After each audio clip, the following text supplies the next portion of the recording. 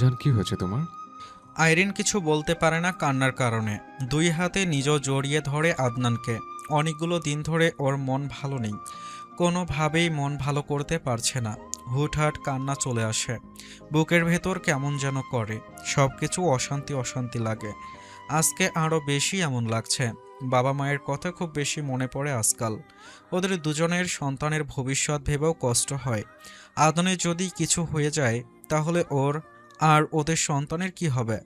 2 সপ্তাহ আগেও আদনানের ওপর অ্যাটাক হয়েছিল, যদিও আদনানের কোনো ক্ষতি করতে পারেনি তখন। তবুও আইরিন সবসময় ভয়ে ভয়ে থাকে।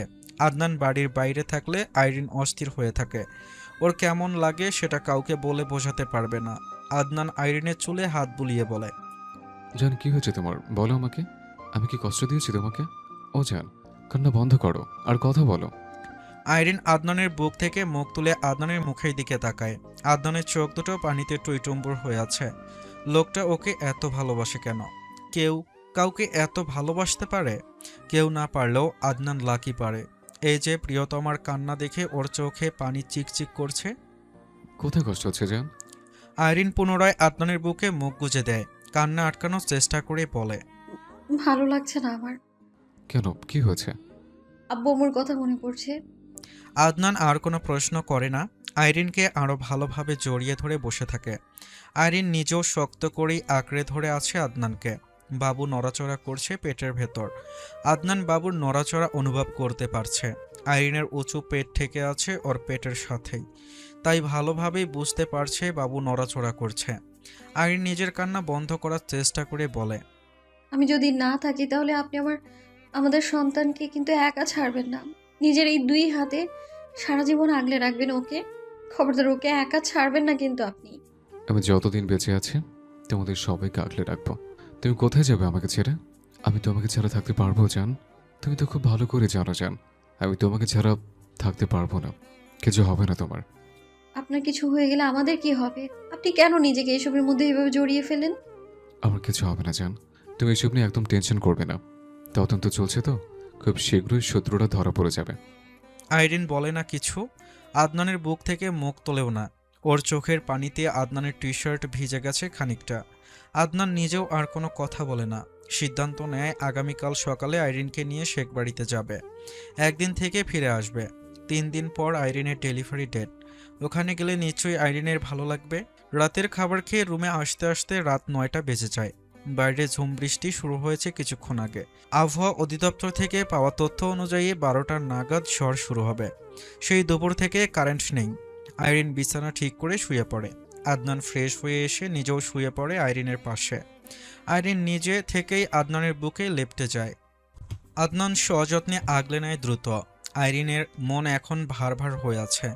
আইরিনকে এভাবে মন খারাপ করে থাকতে খুব কমই দেখেছে আদনান। দ্বিতীয়বার এভাবে কাঁদতে দেখেছে আজ। আইরিন যত কষ্টেই পাক, কাঁদে না সহজে। কিভাবে যেন নিজেকে সামলে রাখে। বাইরে বৃষ্টির শব্দ বেড়েই চলেছে। রাস্তাঘাট সব ডুবে গেছে বোধহয় বৃষ্টির পানিতে। বাহিরে পড়ছে বৃষ্টির পানি, আর রুমের ভেতর পড়ছে আইরিনের চোখের পানি। আবারও চোখের কোণ বেয়ে পানি গড়িয়ে পড়ছে। আজকে আইরিনের এত কষ্ট হচ্ছে কেন? আইরিন নিজেই বুঝতে পারছে না। ওর গলা ছেড়ে কাঁদতে ইচ্ছে করছে আজ। একা একা থাকলে নিশ্চিত জোরে জোরে কাঁদত। সময় গড়ানোর সঙ্গে সঙ্গে আইরিন ঘুমিয়ে গেছে। আদনান এতক্ষণ জেগে থেকে মাত্রই ঘুমিয়েছে। এখন বেশ রাত হয়েছে। বাইরে ঝড় শুরু হয়ে গেছে। জোরে জোরে বাজে পড়ার শব্দ হচ্ছে। গাছপালা বোধহয় ভেঙ্গে ভেঙ্গে পড়ছে। আইরিনের ঘুম হালকা হয়ে আসে। আবার জোরে বাজ পড়তেই চমকে ওঠে। ঘুম পুরোপুরি পালিয়েছে। আদনানের হাত পা নিজের ওপর থেকে সরিয়ে দিয়ে শোয়া থেকে উঠে বসে। আদনান গভীর ঘুমে মগ্ন হয়ে গেছে, তাই তো আইরিন উঠে যাওয়ার পরেও ঘুম ভাঙছে না। বিছানা থেকে নেমে বাথরুমে প্রবেশ করে। ফ্রেশ হয়ে এসে ফোন হাতে তুলে নেয়। 12:30 বেজে গেছে। পেট আর মাজার ব্যথা এখন আরও বেড়েছে। কয়েকদিন ধরেই পেট আর মাজার দিকটা চিনচিন করে ব্যথা করে। আজকে ব্যথা আরও বেড়ে গেছে। এখন তো আরও বাড়ছে ধীরে ধীরে। বিকেলে সেভাবে গুরুত্ব দেয়নি, কারণ কয়েকদিন ধরেই তো এমন হালকা চিনচিনে ব্যথা হচ্ছিল। রুম জুড়ে হাঁটতে শুরু করে। ঘুম আসবে না এখন আর। জানালার পর্দা সরিয়ে বাইরে তাকায়। বিদ্যুৎ চমকানোর আলোয় স্পষ্ট হয়ে আবারও অন্ধকার হয়ে গেল। সাথে সাথেই বিকট শব্দে বাজ পড়ে। আবারও চমকে উঠেছে আইরিন। জানালার কাছ থেকে সরে আসে। আরও কিছুক্ষণ হাঁটাহাঁটি করে আবার বাথরুমে প্রবেশ করে। বাথরুম থেকে বেরিয়ে এসে বিছানায় ওঠে। আদনানকে ধাক্কা দিয়ে ডেকে বলে, শুনছেন? উঠুন। দুবার ডাকতেই ঘুম ভেঙে যায় আদনানের। আইরিনের দিকে তাকিয়ে ঘুম জড়ানো গলায় বলে আদনান, কি হয়েছে জান? কিছু লাগবে? উঠুন। শোয়া থেকে উঠে বসে আদনান। চুলগুলো পেছনে ঠেলে দিতে দিতে বলে, বলো। পেন হচ্ছে। Lever pain? হ্যাঁ। আদনান তাড়াহুড়ো করে বলে, কখন থেকে? ব্যথার কারণে ঘুম হালকা হয়ে এসেছিল, এখন আস্তে আস্তে বাড়ছে। এই ঝড়ের মধ্যে এখন হাসপাতালে কিভাবে নিয়ে যাব? এই ঝড়কে আজকে আসতে হলো, আর তোমার ডেলিভারির ডেট তো আরও দেরি আছে। আপনার সন্তান আপনার মতোই ধৈর্য হারা হবে বোধহয়। আসছে তবুও একা না, ঝড় বৃষ্টি তুফান সবকিছু নিয়ে সাথে নিয়ে আসছে সে। এখন কি হবে? এই ঝড়ের মধ্যে বাইরে বের হওয়া রিস্কি হয়ে যাবে। গাছপালা ভেঙে উপরেও পড়তে পারে। টেনশনে আদনান দিশেহারা। ফোন হাতে তুলে নেয় দ্রুত। নেটওয়ার্ক একদম লো। জান, তুমি একটু বসো, আমি আম্মুকে ডেকে নিয়ে আসছি। আদনান তাড়াহুড়ো করে বিছানা থেকে নেমে দরজা খুলে বেরিয়ে আসে। বাবা মায়ের রুমের সামনে এসে দরজা ধাক্কা দিতে দিতে জোরে জোরে ডাকে। বেশ কিছুক্ষণ পর ফারজানা তালুকদার দরজা খুলে দেন।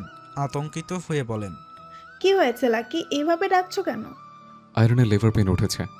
কখন থেকে? ঘুম থেকে ওঠার পর থেকে নাকি ব্যথা অনুভব করছিল, এখন আস্তে আস্তে বাড়ছে। এত ঝড়ের মধ্যে হাসপাতালে তো যাওয়া সম্ভব হবে না। এই জন্য তো টেনশন হচ্ছে আরও বেশি। ঝড় থামারও কোনো নামগন্ধ নেই।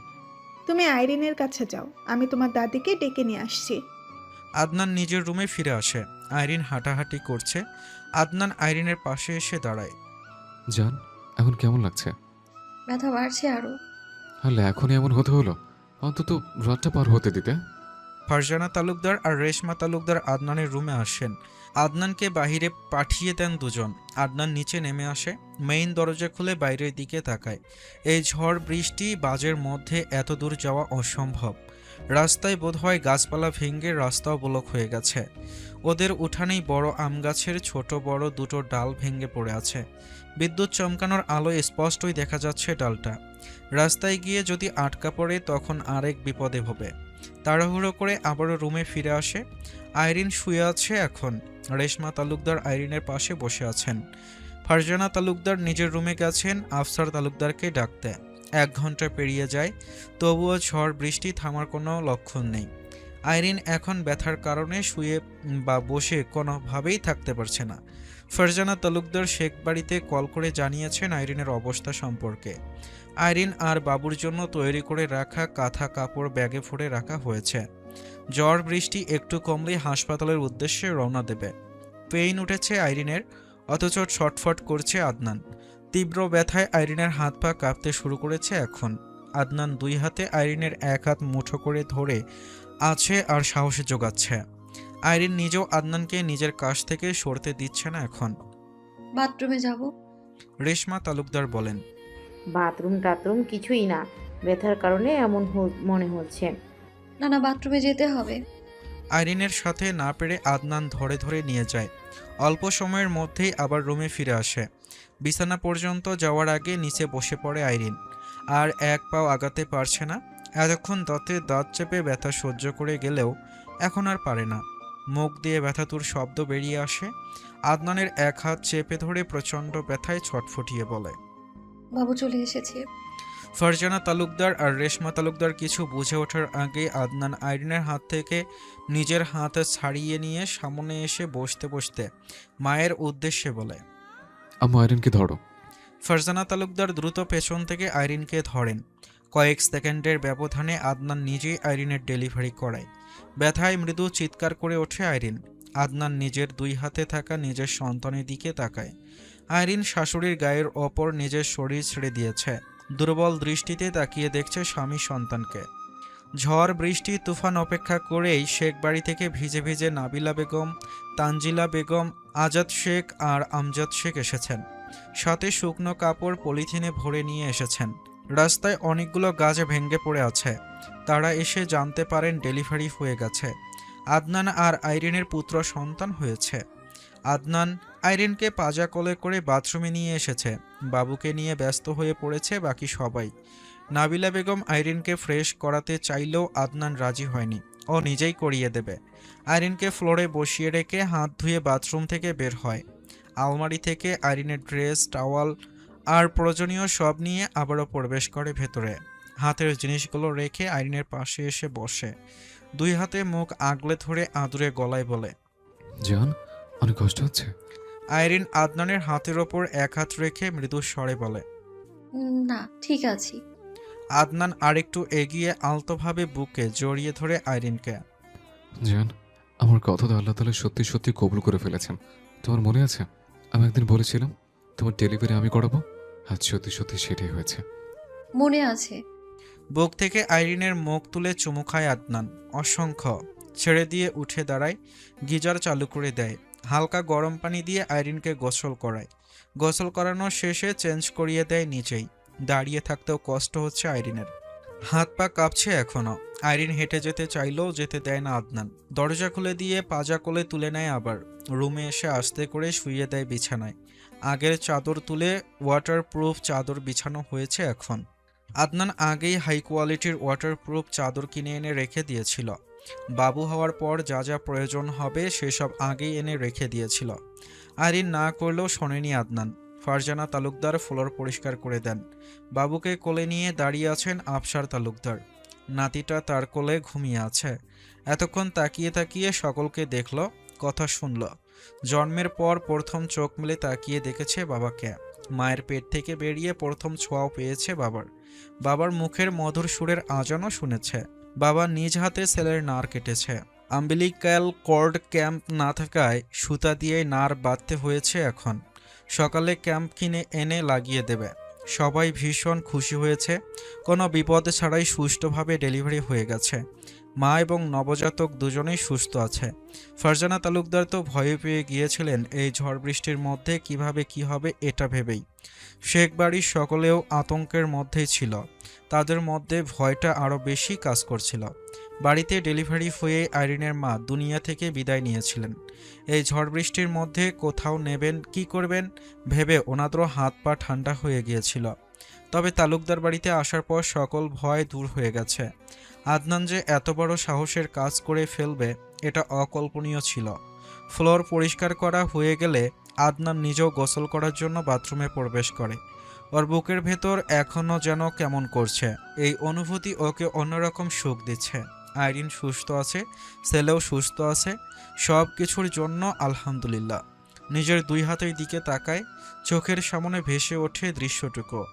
আজ প্রথম আইরিন ওর এই দুই হাতে চুমু খেয়েছিল, আর আজকেই প্রথম এই দুই হাতেই ওর সন্তানকে ছুঁয়েছে।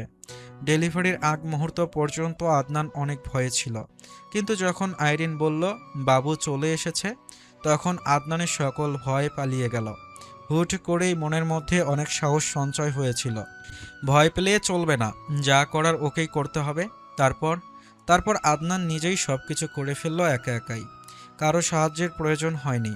বাবুকে আইরিনের গায়ের ওড়নাটা দিয়ে পেঁচিয়ে আইরিনের কোলে তুলে দিয়ে পেছন থেকে নিজেই ধরে বসেছিল আইরিনকে। এখন আইরিন আদনানের বুকে নিজেকে এলিয়ে দিয়ে ছেলের মুখের দিকে তাকিয়ে আদনানের মুখের দিকে তাকিয়েছিল ঘাড় ঘুরিয়ে। মা দাদির সামনেই লজ্জা শরম বিসর্জন দিয়ে আইরিনের কপালে ওষ্ঠ ছুঁয়ে বলেছিল, আমার জয় পূরণ হয়েছে জান।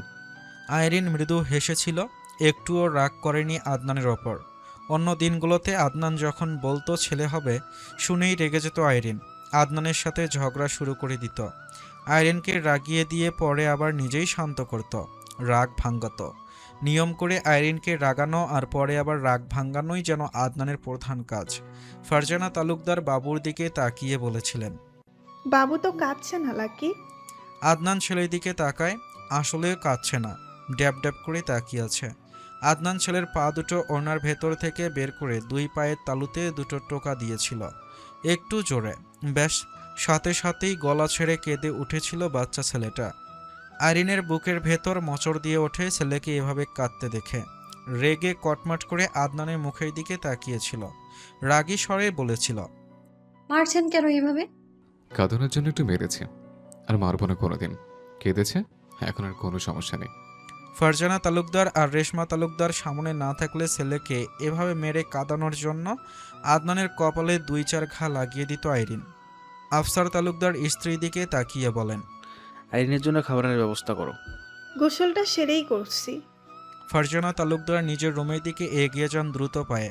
আইরিনের পাশে নাবিলা বেগম আর তানজিলা বেগম বসে আছেন। নাবিলা বেগম আইরিনের চুলে হাত বুলিয়ে দিচ্ছেন। আইরিন চোখ বন্ধ করে আছে। ভীষণ দুর্বল লাগছে এখন। আদনান গোসল করে বেরিয়ে আসে। চুলগুলো ভালোভাবে মুছে টাওয়াল বেলকনিতে মেলে দিয়ে আসে। বাইরে ঝড় বৃষ্টি কমে এসেছে এখন। আইরিনের দিকে একবার তাকায়, চোখ বন্ধ করে শুয়ে আছে। আবার মামি শাশুড়িরা রয়েছে, তাই আর ওর কাছে আসে না। দূর থেকে কিছু সময় তাকিয়ে থেকে রুম থেকে বের হয়। বাবুকে নিয়ে সবাই নিচে নেমে গেছে। আদনান দ্রুত পায়ে সিঁড়ি বেয়ে নিচে নেমে আসে। আমজাদ শেখ বাবুকে কোলে নিয়ে বসে আছেন সোফায়। আদনানের হাত নিষ্পিস করছে ছেলেকে কোলে নেওয়ার জন্য, কিন্তু মামা শ্বশুরের কোলে রয়েছে বলে নিচ্ছে না। সোফায় বসতেই আমজাদ শেখ নিজেই উঠে গিয়ে আদনানের কোলে তুলে দেন বাবুকে। বাবার কোলে এসেই চোখ মেলে তাকায় বাচ্চা ছেলেটা। কয়েক সেকেন্ড পর আবারও বন্ধ করে নেয়। আদনান অপলক দৃষ্টিতে তাকিয়ে থাকে ছেলের মুখের দিকে। ধবধবে ফর্সা গায়ের রং, ঠোঁট জোড়া লাল টুকটুকে, মাথা ভর্তি ঘন কালো চুল। ঝুঁকে চুমু খায় ছেলের কপালে। আফসার তালুকদার ছেলের দিকে তাকিয়ে বলেন, ছেলে যদি তোমার মতো স্বভাব পায় তাহলে বুঝতে পারবে কত ধানে কত চাল। আদনান কপাল ভ্রু কুঁচকে চোখ দুটো ছোট ছোট করে বলে, কেন, আমি কি খারাপ মানুষ? আমি তো বলিনি তুমি খারাপ। ছোটবেলায় আমাকে যত জ্বালিয়েছো আর বিপদে ফেলেছো, এখন তোমার ছেলে তোমাকে সেইভাবে বিপদে না ফেললেই হয়। আমি মোটেও তোমাকে জানাইনি, আর না বিপদে ফেলেছে। আফসার তালুকদার দুই বেয়াই আর বাবার মুখের দিকে তাকান। লাকি যা বলেছে সেসব কি সত্যি? তালুকদার আতিকুর রহমান বলেন, লাস্টবার আফসারের হাতে মার খেয়েছিলে কিসের জন্য মনে আছে? কিসের জন্য? আইরিনকে পুকুরে ছেড়ে ছুঁড়ে ফেলেছিলে, তারপর নাবিলা বিচার নিয়ে এসেছিল। সেদিন আফসার তোমাকে চেলাকাট দিয়ে মেরেছিল। তারপরেও তো একদিন আয়রনকে ধাক্কা দিয়ে রাস্তায় ফেলে দিয়েছিলাম। সেদিনও তো ফেলে দেওয়ার কারণে লোহার পাইপ নিয়ে দৌড়ানো দিয়েছিল। আফসার তালুকদার বলেন, বাবা, দাদা, ছেলে আর শ্বশুরদের সামনে এসব বলতে লজ্জা করছে না? একদম করছে না। যা করেছে সেটাই তো বলছে। ছেলে বড় হলে ছেলেকে বলবে, তোমার বাপ তোমার মাকে পুকুরে ছুঁড়ে ফেলেছিল, সেজন্য তোমার দাদা তোমার বাবাকে কাঁঠাল গাছের চালাকাট দিয়ে মেরেছিল। ফারজানা তালুকদার আইরিনের জন্য গরম গরম ভাত, মাছ ভুনা আর ডিম ভাজি নিয়ে আসেন রুমে। তাড়াহুড়ো করে এর চেয়ে বেশি কিছু রান্না করতে পারেননি এখন। আইরিন না ঘুমালেও চোখ বন্ধ করে শুয়ে আছে। ফারজানা তালুকদার বিছানার ওপর প্লেট বাটি রাখতে রাখতে বলেন, আইরিন উঠে ভাত খাও। আইরিন চোখ মেলে তাকায়। খিদে পেয়েছে ভীষণ, পেট পুরো খালি খালি লাগছে। শোয়া থেকে উঠে হেলান দিয়ে বসে, ব্যথায় নাক মুখ খিচে বন্ধ করে নেয়। নাবিলা বেগম হাত ধুয়ে প্লেট হাতে তুলে নেন। ফারজানা তালুকদার নিচে চলে যান আবার। তানজিলা বেগম আর রেশমা তালুকদার পাশেই বসে আছেন। প্রথম লোকমা মুখে নিয়ে চিবুতে গিয়ে আইরিন বুঝতে পারে ভাত খুবই বিস্বাদ লাগছে। গিলতে ইচ্ছে করছে না। জোর করে কয়েক লোকমা খেয়ে মুখ ফিরিয়ে নিয়ে বলে, ভালো লাগছে না মামুনি, খাবো না আর। খেলেই তো না, আর অল্প কয়টা খা। গিলতে ইচ্ছে করছে না। এমনই লাগে, সকালে মুখের রুচি আরও নষ্ট হয়ে যাবে। এখনই আর অল্প কয়টা জোর করে খা। জোড়াজুড়িতে আরও কয়েক লোকমা খায়। পানি খেয়ে শুয়ে পড়ে আবার। বাবুকে ফর্মুলার দুধ খাওয়ানো হয়েছে কিছুক্ষণ আগে। এই বৃষ্টির মধ্যেই আজাদ শেখ ছাতা নিয়ে নিজ বাড়িতে গিয়ে ফর্মুলা দুধ নিয়ে এসেছিলেন। ওনার বড় মেয়ের বাবু হয়েছে। বাবুর ফর্মুলাই এনে খাওয়ানো হয়েছে আদনান আর আইরিনের বাবুকে। এই শেষ রাত আর ঝড় বৃষ্টির মধ্যে বাজারে কোনো দোকান খোলা নেই, আর কেউ আসবেও না দোকানে, তাই বাধ্য হয়ে আরেকজনেরটাই খাওয়াতে হয়েছে। সকাল হলে বাজারে গিয়ে নিয়ে আসবে বাবুর প্রয়োজনীয় বাকি সব কিছু। আদনান বাবুকে নিয়ে রুমে ফিরে আসে আবার। ফজরের আজানের সময় হয়ে এসেছে। বাহিরে এখন ঝিরিঝিরি বৃষ্টি পড়ছে, বাতাস নেই, বিদ্যুৎও চমকাচ্ছে না আর। প্রকৃতি একদম শীতল হয়ে গেছে। আইরিন গলা পর্যন্ত ঢেকে রেখেছে। আদনান বিছানায় উঠে বসে। নাবিলা বেগম বাবুর জন্য বিছানা করে দেন। আদনান বাবুকে আইরিনের বুকের কাছে শুইয়ে দেয়। আইরিন ছেলের কাঁথা ধরে টেনে আনে আরও কাছে। আদনান দুজনের পাশে বসে থাকে চুপচাপ। নাবিলা বেগম, তানজিলা বেগম আর রেশমা তালুকদার রুম থেকে বেরিয়ে যান। ওনারা চলে যেতেই আদনান ঝুঁকে আইরিনের গালে চুমু খায়। চুলে হাত বুলিয়ে বলে, এখন কেমন লাগছে? ভালো। ঘুমাও। ঘুম আসছে না। মাথায় হাত বুলিয়ে দিই, ঘুমাও।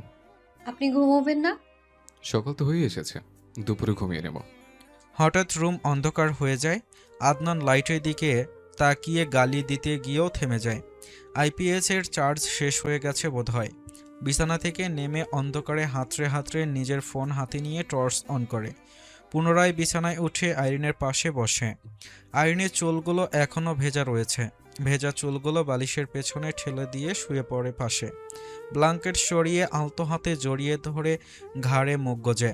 আইরিন আদনানের হাত সরিয়ে দেওয়ার চেষ্টা করে বলে, কি করছেন? মাথা খারাপ হয়ে গেছে নাকি? যে কেউ চলে আসবে, ছাড়ুন আর উঠুন এখান থেকে। আসলে আসবে, তাতে আমার কি? আমি কন্যের বউকে ধরেছি? একটু তো লজ্জা শরম রাখুন নিজের মধ্যে। মা শাশুড়িদের সামনে এভাবে জড়িয়ে ধরে শুয়ে থাকবেন? হ্যাঁ। আপনি কোন মাটি দিয়ে তৈরি আমাকে একটু বলবেন প্লিজ? তুমি যে মাটি দিয়ে তৈরি, আমি সে একই মাটি দিয়ে তৈরি। ভালো কথা মনে পড়েছে। বাবুর নাম কি রাখবে? আপনিই বলুন। তালুকদার আবরাজ ইয়াদ। ভালো, সুন্দর নাম। তাহলে এটাই ফাইনাল? হুম। রুমের লাইট অন হয়, জেনারেটর চালু করা হয়েছে। জান, এদিকে ফেরো। কেন? একটু ভালোভাবে জড়িয়ে ধরি। আপনি উঠুন তো এখান থেকে। লাজ শরমের মাথা খেয়েছে জন্মের সাথে সাথে। এতটুকু লজ্জা শরম যদি থাকতো তাহলেও হতো। এখান থেকে উঠে গিয়ে পাশের রুমে শুয়ে থাকুন। আমি সুস্থ না হওয়া পর্যন্ত আপনি ওই রুমেই থাকবেন। আমার সাথে বিছানায় মামুনি থাকবে। দুনিয়া উল্টে গেলেও আমি অন্য রুমে যাচ্ছি না। প্রয়োজনে সোফায় না হয় ফ্লোরে ঘুমাবো। আপনি ফ্লোরে ঘুমোতে পারবেন? ম্যাট্রেস কিনে আনবো। তাও অন্য রুমে যাবেন না? না। লজ্জা করবে না আপনার, একজন এমপি হয়ে ফ্লোরে ঘুমোতে? তুমি তো জানোই সুইটহার্ট, আমার লজ্জা শরম নাই। আমায় ছেড়ে আপনি উঠুন এখান থেকে। জান, একটু শুয়ে থাকি। কেউ চলে আসতে পারে। আসুক। আইরিন বিড়বিড় করে বলে। নির্লজ্জ লোক একটা। বিড়বিড় করে বললেও আদনান শুনতে পায়, তবে কিছু বলে না। আদনান ডান হাতের ওপর ভর করে একটু উঁচু হয়। আইরিনের উন্মুক্ত ঘাড়ে ওষ্ঠ ছুঁয়ে বলে, জান, বাবু তো আমার মতো দেখতে হয়েছে। আসছে, হয়েছে আমার পেট থেকে, আর হবে আপনার মতো, তাই না? হ্যাঁ, অবশ্যই। আমার ছেলে তো আমার মতোই হবে, স্বাভাবিক। জীবনেও না। বিশ্বাস করে না? বাবুর মুখের দিকে তাকিয়ে দেখো, একদম আমার মতো চেহারা হয়েছে। দেখেছি, মোটেও আপনার মতো চেহারা হয়নি। জান, এদিকে ফেরো একটু। আইরিন চিত হয়ে শোয়। আদনান সযত্নে নিজের দিকে কাত করে নেয়, বুকে জড়িয়ে ধরে চুমু খায়। কপালের ওপর পড়ে থাকা চুলগুলো সরিয়ে দিয়ে মাথাটা বুকে চেপে ধরে বলে, জান, জড়িয়ে ধরো। আইরিন বিনা বাক্যে জড়িয়ে ধরে।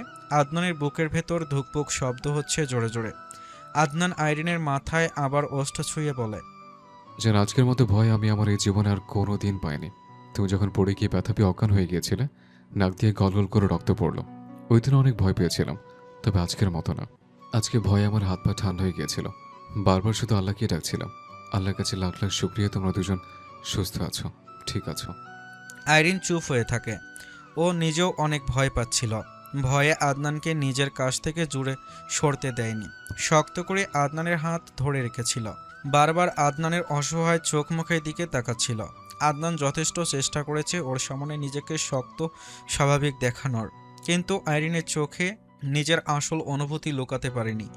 আইরিন বলতে বাধ্য, তালুকদার আদনান লাকি লাখে নয় কোটিতে একজন, আর ওই একজন আইরিনের অনন্তকালের ব্যক্তিগত পুরুষ। বেশ কিছুক্ষণ পর ইয়াদ নড়াচড়া শুরু করে দেয়। জান, ছাড়ো তো একটু। আইরিন ছাড়েও না, নড়েও না, কিছু বলেও না।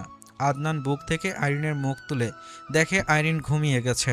আদনান ভেবেছিল চুপচাপ শুয়ে আছে বোধহয়, এখন তো দেখছে ঘুমিয়ে গেছে। আলগোছে আইরিনকে ছেড়ে বিছানা থেকে নেমে দাঁড়ায়। ঘুরে গিয়ে বিছানায় উঠে বসে আবার বাবুর কাঁথা চেক করে দেখে ভিজিয়ে ফেলেছে। এই জন্যই এমন নড়াচড়া করছে। নিজেই চেঞ্জ করতে যায়, কিন্তু ইয়াদ 2 নাম্বারও করে দিয়েছে। ইয়াদকে ঢেকে রেখে রুম থেকে বেরিয়ে মাকে ডেকে নিয়ে আসে। ফারজানা তালুকদার কাঁথা কাপড় চেঞ্জ করে দেন, কোলে নিয়ে রুম থেকে বেরিয়ে আসেন। খাওয়াতে হবে আবার, পারছে না নিজের বুকের ভেতর ঢুকিয়ে নিতে।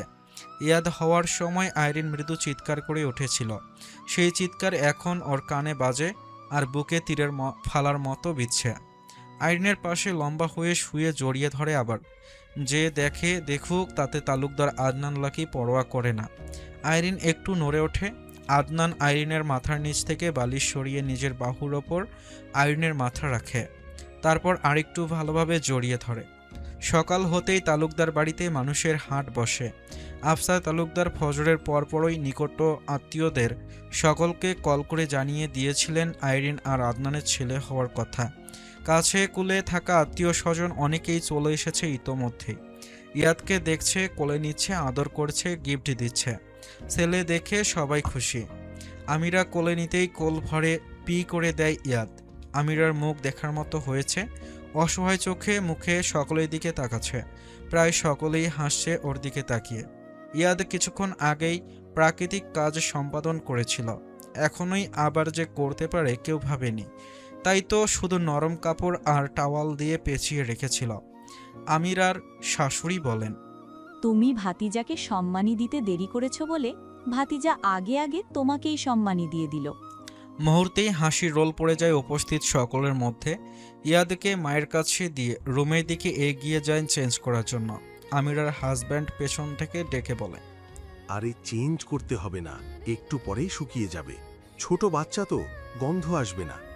আমিরা কটমট চাহনি নিক্ষেপ করে চলে যায়। আদনান আইরিনকে জোর করে খাবার খাইয়ে দিচ্ছে।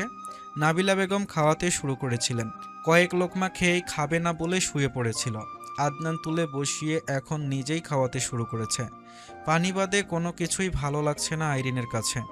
যা মুখে দিচ্ছে খাওয়ার জন্য সেটাই বিষাদ লাগছে, অথচ পেটে ভীষণ খিদে। মনে হচ্ছে বাড়ির সব খাবার একাই খেয়ে ফেলতে পারবে, কিন্তু কিছুই ভালো লাগছে না। আদনান আবার আইরিনের মুখের সামনে খাবার তুলে ধরে। আইরিন নাক মুখ কুঁচকে বলে, এবারই শেষ, আর খাবো না।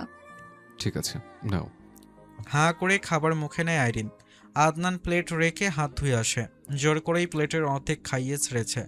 ফারজানা তালুকদার ইয়াদকে কোলে নিয়ে রুমে নিয়ে আসেন। খিদে পেয়েছে আবার, ক্ষীণস্বরে কাঁদছে এখন।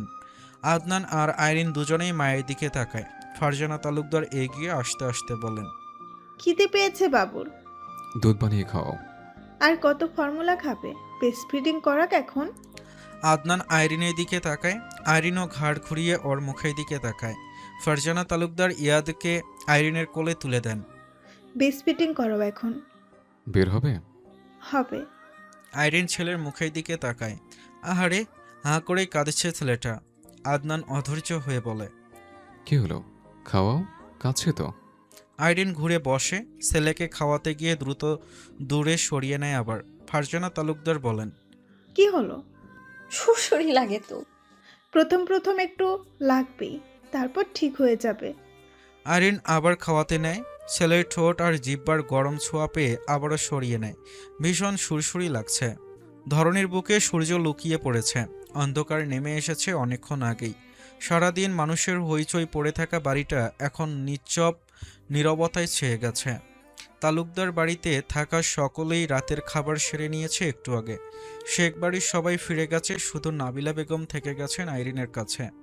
আফতাব তালুকদারের ফ্যামিলিও রাতের খাবার খেয়ে চলে গেছে। আদনান গেস্ট রুমে থেকে ম্যাট্রিক্স তুলে নিয়ে নিজের রুমে নিয়ে আসে। আইরিন ওয়াশরুম থেকে বেরিয়ে হাঁ করে তাকিয়ে আছে আদনানের দিকে। আদনান নিচে নিজের জন্য বিছানা তৈরি করছে। কি করছেন এসব? আদনান একবার তাকিয়ে পুনরায় নিজের কাজে ব্যস্ত হয়ে বলে, বিছানা করছি সুইটহার্ট। কেন? আমি থাকবো সেজন্য। আইরিন দাঁতে দাঁত পিষে বলে, এসব তুলে এখানে না এনে নিজেই গেস্ট রুমে গিয়ে থাকলেই তো পারেন। বউ বাচ্চা এখানে রেখে আমি গিয়ে থাকবো গেস্ট রুমে? রাতে অস্থির হয়ে দম আটকে মরে গেলে? ফালতু কথা না বলে ভালো লাগে না আপনার, তাই না? আর এখানে থাকলে আপনি ঘুমোতে পারবেন না, সারা রাত লাইট অন করা থাকবে, বাবু একটু পর পর উঠে কান্না করবে। সমস্যা হবে না আমার। পাগলামো না করে সব তুলে নিয়ে গেস্ট রুমে যান। সরি জান। একজন মানুষ এতটা নির্লজ্জ কি করে হতে পারে? উফ। আদনান বলে না কিছু। বিছানা তৈরি করার শেষে উঠে দাঁড়ায়। আইরিনের দিকে তাকিয়ে মন ভালো করার মতো একটা হাসি দিয়ে বলে, 3 দিনের দুনিয়ায় বাঁচবই 2 দিন, এর মধ্যে 4 দিন বউ বাচ্চাকে রেখে অন্য রুমে থাকলে কিভাবে হবে জান? একসাথে থাকতে না পারি, অন্তত কাছাকাছি থাকি। মামুনি মনে মনে কি ভাববে? কিছুই ভাববে না, বরং খুশি হবে। দাঁড়িয়ে থাকতে কষ্ট হচ্ছে না? আসো, শুয়ে থাকো। আইরিন রাগী দৃষ্টি নিক্ষেপ করে আস্তে আস্তে হেঁটে বিছানায় উঠে শুয়ে পড়ে। আদনান আইরিনের পাশে এসে দাঁড়ায়, ঝুঁকে আদর দিয়ে রুম থেকে বেরিয়ে যায়। আইরিন ঘাড় ঘুরিয়ে ওর যাওয়ার দেখে আবারও ঘাড় সোজা করে নেয়। গতরাতে ঘুম হয়নি, সারা দিন ঘুমোতে চেষ্টা করলেও ঘুম আসেনি। এখন ঘুম পাচ্ছে। নাবিলা বেগম রুমে ফিরে আসেন। এতক্ষণ আমিরার শাশুড়ির সাথে কথা বলছিলেন। ফ্লোরে করে রাখা বিছানার দিকে তাকিয়ে আইরিনের দিকে তাকান। মুচকি হেসে এগিয়ে আসতে আসতে বলেন, সত্যি সত্যি লাখে এখানে বিছানা করেছে দেখছি। আইরিন প্রায় ঘুমিয়ে পড়েছিল। নাবিলা বেগমের কথা শুনে চোখ মেলে তাকিয়ে বলে, মুখ দিয়ে বের করে সেটা বাস্তবায়ন করেনি এমন কোনো কিছু কোনোদিনও হয়েছে নাকি? যা বলবে সেটা করবেই। থাক আর রাগ করিস না। তোকে বেশি ভালোবাসে বলেই তোর কাছ থেকে দূরে থাকতে পারে না। এমন স্বামী সব মেয়েই চায়, তবে পায় না। তুই ভাগ্যবতী, তাই পেয়েছিস। হ্যাঁ। এভাবে বলছিস কেন? কিভাবে বললাম? বাবু উঠেছিল? না। আইরিন উঠে ইয়াদের কাঁথা কাপড় চেক করে দেখেন ভিজিয়ে ফেলেছে নাকি। তারপর শুয়ে পড়েন পাশে। আদনান রুমে আসে বেশ রাত করে।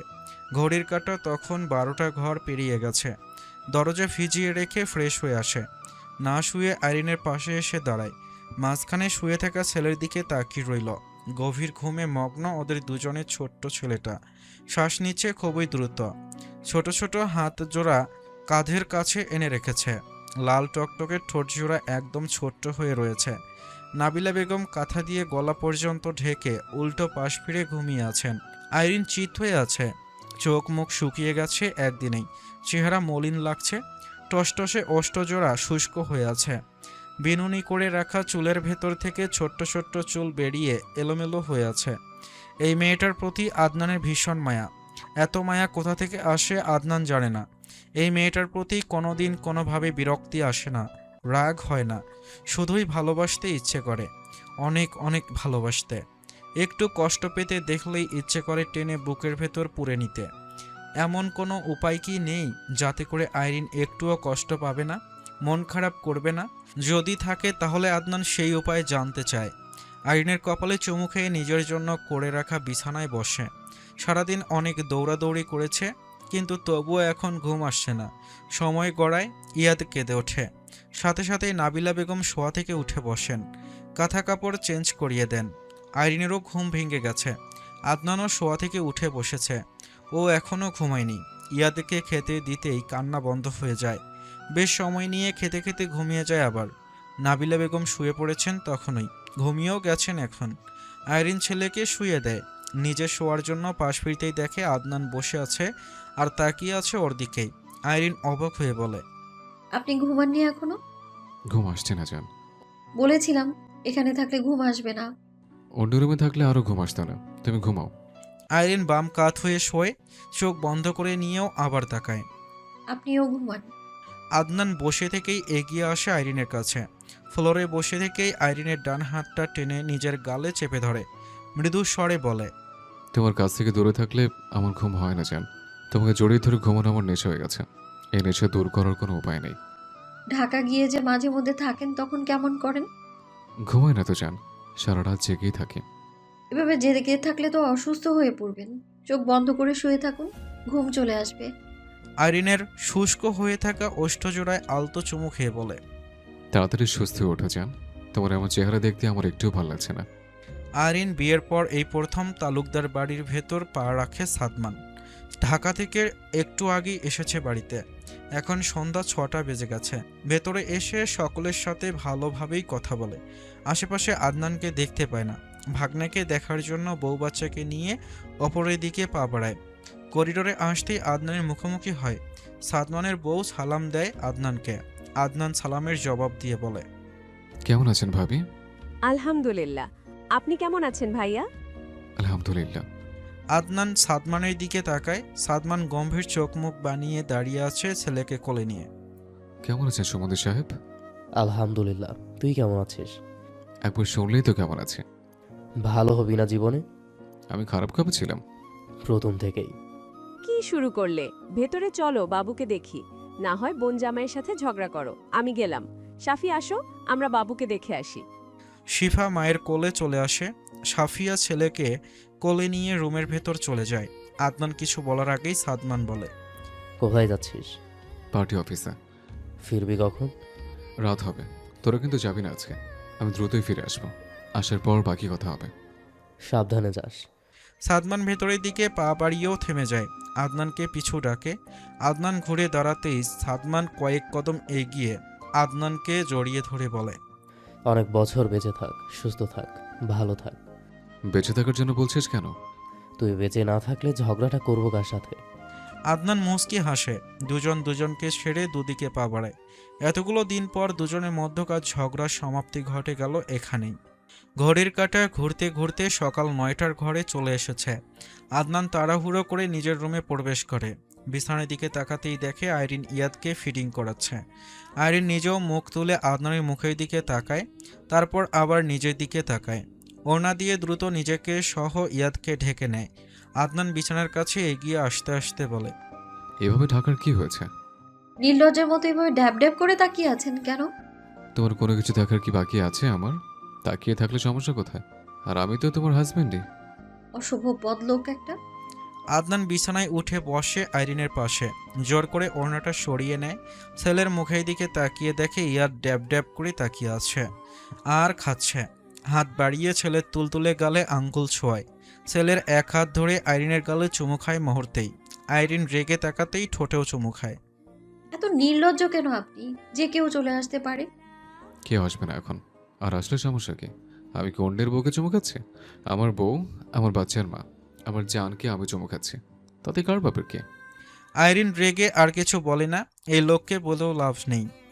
নির্লজ্জের মতো এমন ড্যাব ড্যাব করে তাকিয়ে না থেকে চোখ সরান। সরাবো না। আইরিন এক হাতে আদনানের চোখ জোড়া ঢেকে দেয়। আদনান আইরিনের হাত সরিয়ে নিজের গালে চেপে ধরে বলে, কিছু খাবে? খেয়েছি তো। তখন তো ভালোভাবে খেলে না। বাইরে যাব, কি খাবি বলো, আসার সময় নিয়ে আসবো। খাবো না কিছু। কোনো কিছু লাগবে? আইরিন দুদিকে মাথা নাড়ায়। এর মধ্যেই ইয়াদে খাওয়া শেষ হয়। আদনান উঠে যেতে নিয়েও থেমে যায়। হাত বাড়ায় ছেলেকে কোলে নেওয়ার জন্য। আইরিন ছেলেকে আদনানের কোলে তুলে দিয়ে বিছানা থেকে নেমে দাঁড়ায়। নাবিলা বেগম রুমে প্রবেশ করেন। ছোট বালতিটা রেখেই বেরিয়ে যান আবার। ইয়াদের কাঁথা কাপড় ধুয়ে ছাদে মেলে দিয়ে আসলেন মাত্র। আদনানকে রুমে দেখে দেরি করলেন না আর। হাঁটতে হাঁটতে আইরিন ড্রেসিং টেবিলের সামনে এসে দাঁড়ায়। আয়নার দিকে তাকায় নিজের প্রতিবিম্বের দিকে। ফোলা ফোলা গাল দুটো এখন কিছুটা সরু হয়ে গেছে। চেহারা একটু মলিন হয়ে গেছে।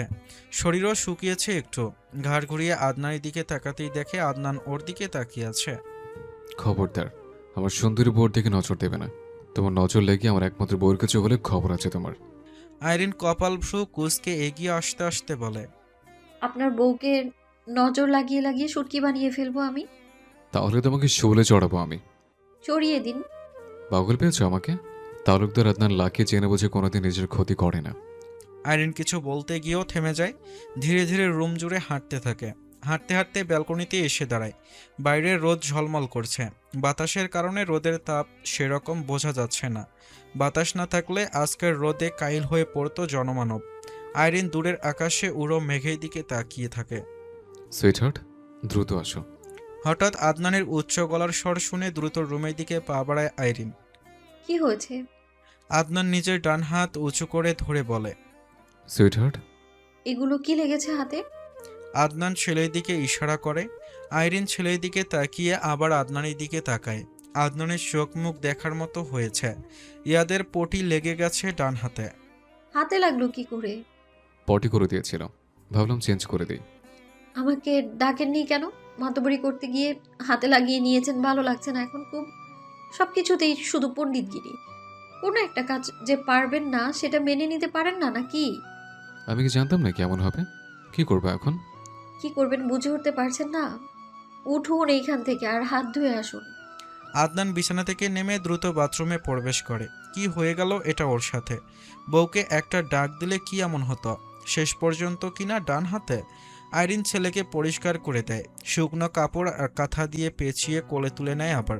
ছেলের মুখের দিকে তাকিয়ে মুচকি হেসে ওঠে। ঠিক কাজ করেছে একদম। আদনান সাবান দিয়ে কয়েকবার ভালো করে ঘষে ঘষে হাত ধুয়ে আসে। আইরিনের দিকে তাকিয়ে দেখে আইরিন ওর দিকে তাকিয়ে মুচকে মুচকে হাসছে। কেমন লাগছে? খুব ভালো লাগছে সুইটহার্ট। প্রথমবার বুঝতে না পেরে ভুল হয়ে গেছে, দ্বিতীয়বার আর হবে না। আচ্ছা এখন এখান থেকে তাহলে আপনি এই কাজটা করুন এখন থেকে। ওকে। আলমারির ভেতর থেকে নিজের ড্রেস বের করে চেঞ্জ করে নেয়। চুলগুলো আবারও ঠিক করে নিয়ে বিছানার কাছে এগিয়ে আসে, ঝুঁকে ছেলের কপালে চুমু খেয়ে আদর করে। যাওয়ার আগে আইরিনকেও আদর করতে ভুলে না। আইরিন ছেলেকে খাবার খাওয়ায়, খেতে খেতেই ঘুমিয়ে যায় ইয়াদ। ওকে শুয়ে দিয়ে আইরিন নিজেও শুয়ে পড়ে। ইয়াদের বয়স আজ 7 দিন। আকিকা করা হয়েছে আজ। আজকে আইরিন শেখ বাড়িতে যাবে। ওদেরকে নেওয়ার জন্য প্রায় 20 জন মানুষ এসেছে তালুকদার বাড়িতে। দুপুরের খাওয়া দাওয়া হয়ে গেছে অনেকক্ষণ আগেই। কাপড় চোপড় ব্যাগে গুছিয়ে নিয়েছে নাবিলা বেগম। আইরিন হাত মুখ ধুয়ে এসে তৈরি হয়ে নেয়। ফারজানা তালুকদার ইয়াদকে তৈরি করিয়ে দিয়েছেন নতুন জামা পরিয়ে, যদিও এই জামা টাওয়ালের আড়ালেই ঢাকা পড়ে থাকবে। আজকে আদনান যাচ্ছে না শেখ বাড়িতে, দুপুরের খাবার খেয়েই বেরিয়েছে। কোথায় যাচ্ছে সেভাবে বলে যায়নি আইরিনকে। আইরিন বেশ কয়েকবার বলেছে ওদের সাথে শেখ বাড়িতে যাওয়ার জন্য। আদনান পড়ে যাবে বলে জানিয়েছে। রুম থেকে বেরিয়ে আসে সবাই, বিদায় নিয়ে বাড়ি থেকে বের হয় একে একে। তালুকদার বাড়ি প্রায় মানবশূন্য হয়ে গেছে। এতক্ষণ ধরে হইচই পড়ে থাকা বাড়িটা একদম শান্ত হয়ে গেছে। ফারজানা তালুকদার সোফায় এসে বসেন। ওনার ভীষণ মন খারাপ হচ্ছে এখন। আমিরাও আজকে দুপুরের পরপর চলে গেছে, যদিও আরও একদিন পর যেতে চেয়েছিল, তবে ওর হাজব্যান্ড রাজি হয়নি। রেশমা তালুকদার ছেলের বউয়ের দিকে তাকিয়ে বলেন, বাড়িটা কেমন খালি খালি লাগছে এখনই। লাকি বাড়িতে ফিরে আজকে ছটফট করবে শুধু। লাকি এই বাড়িতে রাতে থাকবো নাকি? ও রাতেই শেখ বাড়িতে চইলা যাইব। ইয়াদকে কোলে নেওয়ার প্রতিযোগিতা শুরু হয়েছে শেখ বাড়িতে। বাচ্চাটা একবার এর কোল থেকে ওর কোলে, তো আবার ওর কোল থেকে আরেকজনের কোলে। সাদাফ চেঞ্জ করে এসে ভাগ্নেকে নিজের কোলে তুলে নেয়। শেফা ভাইয়ের সাথে প্যান প্যান করে বলে, আমি এখনো কোলে নেইনি ইয়াদকে, ওকে আমার কাছে দাও না একটু। সর আমার কাছ থেকে, কেউ পাবি না আর। সকাল থেকে এতবার কোলে নিয়েও বলছে কোলে নেইনি। তুমিও তো নিয়েছিলে। তোরা তো সবসময় নিতেই পারবি, আমি তো 2 দিন পর চলে যাবো আবার। একেবারে তো যাবে না, আবার তো আসবেই। ভাইয়া দাও না একটু। পেপে না করে গিয়ে পড়তে বস। এই অবেলায় কিসের পড়তে বসবো? পড়ার জন্য কোনো বেলা অবেলা নেই, সারা বেলাই পড়া যায়। নাবিলা বেগম বলেন, বুইড়া মানুষ হয়ে কি শুরু করছস? দিতে পারস না একটু ওর কাছে? কোন অ্যাঙ্গেল থেকে আমার তোমার কাছে বইরা লাগে? 24 বছরের একজন তাগড়া যুবক বইরা হয় কেমনে? তুই 24 বছরের ছেলে হয়ে বাচ্চা মেয়েটার সাথে এমন বাচ্চামি কেমনে করস? কে বাচ্চা? শেফা, এখানে বিয়ে দিলে এতদিনে 2 বাচ্চার মা হয়ে যেত। মুহূর্তেই উপস্থিত প্রায় সকলের মুখ থেকে উচ্চস্বরে হাসি বেরিয়ে যায় সাদাফের বলার ধরন দেখে। শেফা রাগে গজগজ করে ওঠে। মেজো ভাইয়ের দিকে তাকিয়ে রাগে ফোঁস করে বলে, কি বললে তুমি? বিয়ে দিলে তুই 2 বাচ্চার মা হয়ে যেতি, সেটাই বলছি। তাড়াতাড়ি বিয়ে করে নে, তারপর নিজের বাচ্চা কোলে নিয়ে বসে থাকবি সারাদিন। ও কাকি, ওকে বিয়ে দিয়ে দেন। সময় রাত 9টা। আইরিন রাতের খাবার খেয়ে ছেলের পাশে শুয়ে আছে। আদনানের 8টার মধ্যে ফিরে আসার কথা ছিল, অথচ এখনও আসছে না। নাকি তালুকদার বাড়িতে ফিরে এসেছে, কিন্তু আদনান তো বলেছিল 8টার মধ্যে শেখ বাড়িতে আসবে। অনেকক্ষণ ধরে আইরিনের বুকের ভেতর কেমন ছটফট করছে, একটুও শান্তি লাগছে না, অস্বস্তিতে হাঁসফাঁস লাগছে। বারবার আদনানের কথা মনে পড়ছে।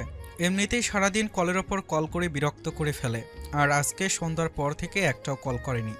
ফোন হাতে নিয়ে নিজে থেকেই আদনানের ফোনে কল করে, ফোন বন্ধ বলছে। পরপর কয়েকবার কল করলেও লাভ হয় না, আদনানের ফোন বন্ধ। আরিনের মনের মধ্যে কেমন কু গাইতে শুরু করে। বারবার মনে হচ্ছে আদনানের কিছু একটা হয়েছে। বাইরে থাকলে যত ব্যস্ততাই থাকুক, অন্তত একবার কল করে আইরিন আর ছেলের খোঁজ খবর নেয়। সেখানে আজ কলও করছে না, আবার ফোন বন্ধ। আদনানের ড্রাইভার, গার্ড বা কোনো বন্ধুর নাম্বারও নেই ওর কাছে। থাকলে কল করে আদনানের খোঁজ খবর নিতে পারত। আইরিন কেমন অস্থির হয়ে উঠেছে এখন। বিছানা থেকে নামতে যাবে তখনই ইয়াদে কেঁদে ওঠে, চেঞ্জ করিয়ে খেতে দেয়। ছেলেটাও আজকে একটু পরপর ঘুম থেকে উঠে যাচ্ছে কেঁদে কেঁদে। প্রায় 15 মিনিট পর আবারও ঘুমিয়ে যায় ইয়াদ। ছেলেকে শুইয়ে দিয়ে ভালোভাবে ঢেকে দেয়। বিছানা থেকে নেমে দাঁড়ায়। আজকে নাবিলা বেগম ওর সাথে থাকবেন না, আজকে আদনান থাকবে ওর সাথে। তাই নাবিলা বেগম এখন এই রুমে নেই। আইরিন ছেলেকে একা রুমে রেখে রুম থেকে বের হয় ফোন হাতে নিয়ে। সাদাফের কাছে সোলাইমানের নাম্বার আছে। সোলাইমানকে কল করলে আদনানের সাথে কথা বলা যাবে। সোলাইমান আদনানের সাথেই আছে বোধহয়। সিঁড়ি বেয়ে নিচে নেমে আসতেই সাদাফের গলার স্বর শুনতে পায়। সাদাফ জোরে জোরে ওর বাবা মাকে ডেকে বলছে, আব্বু আম্মু লাকি ভাই অ্যাক্সিডেন্ট করছে। মুহূর্তেই ড্রয়িং রুমে বসে থাকা সকলের নজর সাদাফের ওপর গিয়ে পড়ে। দৌড়ে আসার কারণে সাদাফ অস্থির হয়ে গেছে, জোরে জোরে শ্বাস নিচ্ছে। আমজাদ শেখ সহ আরও অনেকে তড়িৎ গতিতে বসা থেকে উঠে দাঁড়ায়। আমজাদ শেখ ছেলের দিকে এগিয়ে আসতে আসতে আতঙ্কিত হয়ে বলেন, কি বলস? কেমন অ্যাক্সিডেন্ট হয়েছে? কখন হয়েছে? এখন কোথায় আছে? টাঙ্গাইল গিয়েছিল। ওখান থেকে ফেরার পথে টাঙ্গাইল হাইওয়ে রোডে দ্রুত গতিতে ট্রাক এসে ধাক্কা মেরেছিল সামনে থেকে। লাকি ভাই এখন টাঙ্গাইল হাসপাতালে ভর্তি আছে। অ্যাক্সিডেন্ট হয়েছে ঈশান নামাজের পর। লাকির অবস্থা কেমন এখন? তা তো জানি না, আমি তো শুনেই দৌড়ে বাড়িতে আসলাম। ধপ করে কিছু পড়ার শব্দ হয়। উপস্থিত সবাই সিঁড়ির দিকে তাকায়। আইরিন অচেতন হয়ে পড়ে আছে সিঁড়ির গোড়ায়। সবাই দৌড়ে ওর কাছে এগিয়ে আসে। নাবিলা বেগম আইরিনকে টেনে জড়িয়ে ধরে কেঁদে ওঠেন। আল্লাহ, আমার মেয়েটার কি হলো? ও মা, চোখ খোল, কি হয়েছে তোর? সকলের মধ্যেই আতঙ্ক ছড়িয়ে পড়েছে। আমজাদ শেখ জগ ভর্তি পানি নিয়ে এগিয়ে আসেন দ্রুত পায়ে। আইরিনের চোখে মুখে পানি ছিটা দিয়ে ডাকতে থাকেন নাবিলা বেগম। বেশ কিছুক্ষণ পর জ্ঞান ফিরে আইরিনের। চোখ মেলে তাকিয়ে সামনে থাকা সকলের মুখের দিকে নজর বুলায়। আদনানের কথা স্মরণ হতেই দ্রুত উঠে বসে। সাদাবকে ধরে কাঁদতে কাঁদতে বলে, ভাইয়া কি কি কি হয়েছে ওনার? কিভাবে অ্যাক্সিডেন্ট করেছে? উনি ঠিক আছে না ভাইয়া? কথা বলছো না কেন? তুই শান্ত হও আগে। পাগলের মতো এমন করছিস কেন? অসুস্থ হয়ে পড়বি তো।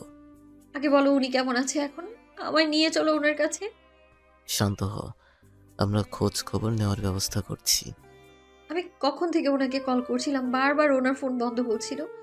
উনি ঠিক আছে তো, শুধু এইটুকু বলো। আম্মু, ওকে সামলো। আমি সোলোমান ভাইকে কল করে দেখি উনি কিছু বলতে পারে কিনা।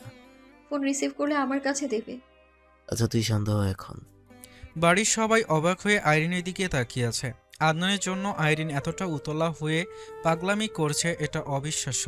যেই মেয়ে এখনো আদনানের নাম শুনলেই খ্যাক খ্যাক করে ওঠে, সেই মেয়ে এমন পাগলামি করছে, এটা অবিশ্বাস্যই বটে। আইরিন নিজের ফোনটা খুঁজে বলে, আমার ফোনটা কোথায়? আমার ফোন দাও। তানজিলা বেগম আইরিনের ফোন ওর হাতে দেন। আইরিন ফোনের লক খুলতে খুলতে কাঁদতে কাঁদতেই বলে, মামি ইয়াদ একা আছে, একটু ওর কাছে যাও। তানজিলা বেগম উঠে আইরিনের রুমের দিকে এগিয়ে যান। আইরিন আফসার তালুকদারের ফোনে কল করে। রিং হওয়ার একটু পরেই রিসিভ হয়। আইরিন কান্না বন্ধ করতে চাইলেও পারে না, তাই কাঁদতে কাঁদতেই বলে, আব্বা কোথায় আপনি? আফসার তালুকদার ধরা গলায় বলেন, হাসপাতালে যাচ্ছি। তুমি বেশি কান্নাকাটি করো না মা, লাকির বেশি কিছু হয়নি। উনি ঠিক আছেন তো? হাসপাতালে গেলেই বুঝতে পারবো। তুমি বেশি কান্নাকাটি করো না, আমি হাসপাতালে পৌঁছে কল করব তোমাকে। আমায় কেন নিয়ে গেলেন না আব্বা? মা, তুমি এমনিতেও এখন অসুস্থ, এখন এত রাস্তা জার্নি করে কান্নাকাটি করলে আরও অসুস্থ হয়ে পড়বে। রাখছি, হাসপাতালে পৌঁছে কল করছি আবার। ফোন রাখতেই সাদাফ এগিয়ে এসে বলে, লাকি ভাইয়ের কারটার ড্রাইভারকে ঢাকায় নিয়ে যাওয়া হয়েছে। ওনাদের দুজনের অবস্থা বেশি খারাপ। লাকি ভাই টাঙ্গাইল মেডিকেল কলেজে ভর্তি আছে।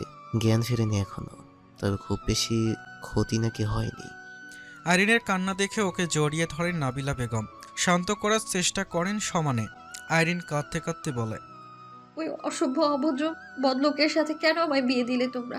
ওই অসভ্য লোকের নিজের জীবনের প্রতি একটুও মায়া নেই। নিজের জীবন হাতে নিয়ে ঘুরে সবসময় এই লোক। হাজারবার নিষেধ করার পরেও এই মরণ নিয়ে খেলা রাজনীতির সঙ্গে নিজেকে জড়িয়ে ফেললো সে। আমায় শেষ করে তবেই ওই বদলোক শান্তি পাবে। পাগলের মতো এসব কি বলছিস মা? লাকির কিছু হবে না, সুস্থভাবেই ফিরে আসবে তোর কাছে। আইরিন কাঁদতে কাঁদতে নাবিলা বেগমের মুখের দিকে মুখ তুলে তাকায়। মামুনি, আমি জন্ম থেকে বাবা মা ছাড়া বড় হয়েছি। আমাদের ছেলেটার বয়স মাত্র 7 দিন আজকে। চুপ কর মা, কিছু হবে না লাকির। মামুনি, রক্তের টান অনেক শক্তিশালী, তাই না? আমাদের ছেলে তো জন্মের পর এমন করেনি এখন অবধি। আজকে 8টার আগে থেকে কেমন ছটফট করে কেঁদে কেঁদে ঘুম থেকে উঠে যাচ্ছিল ছেলেটা। ওর রক্ত কি জানান দিয়েছিল ওর বাবা বিপদে আছে? তুইও তো কেমন ছটফট করছিলি খাওয়ার আগে থেকেই। মামুনি, উনি কেন আমার কথা শোনে না? উনি কেন বুঝতে পারে না আমি আপন মানুষ হারিয়ে ফেলতে ভীষণ ভয় পাই? নাবিলা বেগম বলতে পারেন না কিছু। আমজাদ শেখ তৈরি হয়ে আসেন রুম থেকে। স্ত্রীর দিকে তাকিয়ে বলেন, আইরিনকে রুমে নিয়ে যাও, আমরা টাঙ্গাইল যাচ্ছি। আমায় নিয়ে যাও মামা। তোকে নিয়ে গেলে ইয়াদকে কিভাবে রাখবে? খিদে পেলে তো কাঁদবে ছেলেটা। ও ওনার জ্ঞান ফেরার পর আমার সাথে কথা বলে দিও। আচ্ছা, তুই রুমে গিয়ে বিশ্রাম নে, কান্নাকাটি করিস না আর।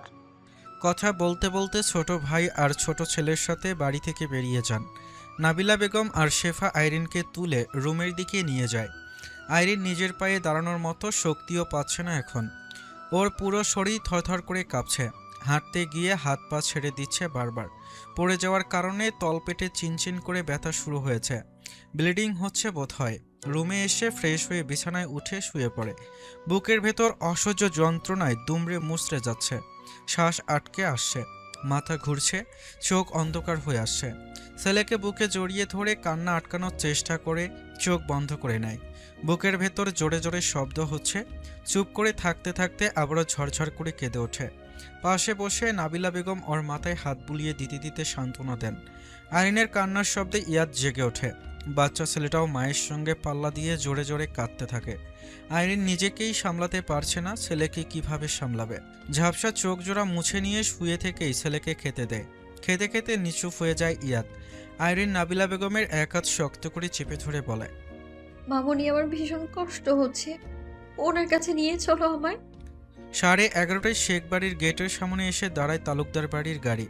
ভেতর থেকে বেরিয়ে আসে আদনান, আফসার তালুকদার আর আমজাদ শেখ। আদনানের কপাল, হাত পা ব্যান্ডেজ বাঁধা, খুঁড়িয়ে খুঁড়িয়ে হাঁটছে ধীরে ধীরে। তালুকদার বাড়ির সবাই শেখ বাড়িতে এসে উপস্থিত হয়েছেন। আদনানকে তালুকদার বাড়িতে নিতে চাইলেও আদনান কোনোভাবে রাজি হয়নি। ও এখন ওর জানের কাছেই আসবে। আইরিন অজ্ঞান হয়ে পড়ে গিয়েছিল, শোনার পর থেকেই অস্থির হয়েছে, ছটফট করছে। হাসপাতাল থেকেও দ্রুত চলে এসেছে। গায়ের সাদা শার্টের রক্তের দাগ স্পষ্ট হয়ে আছে।